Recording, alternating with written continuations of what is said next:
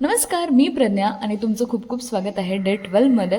तर विषय असा, आज आहे अयनमी, त्यामुळे मी सकाळी 5 वाजताच उठलेले. आईला खाली येऊन मदत करायला सुरुवात केली. मी खूप साऱ्या गोष्टी केल्या, म्हणजे कणिक पण मळली, भाज्या पण कापून दिल्या. पण या सगळ्यातनं मी खूप साऱ्या गोष्टी शूट करायच्या राहून गेल्या. त्याच्यानंतर मी पोळ्या लाटायला बसले आणि जेव्हा माझी प्रत्येक पोळी अशी मस्त टुम फुगत होती ना, ते पाहून मलाच इतका जास्त आनंद होत होता ना, काय बोलायला नको. पण आज सोमवार असल्यामुळं माझा उपवास आहे.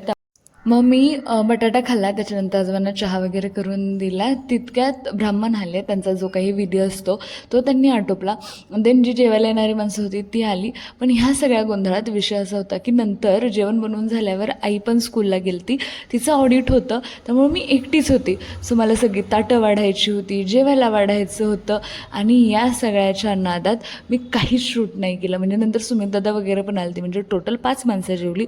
पण मी ते सगळं काही शूटच नाही करू शकले.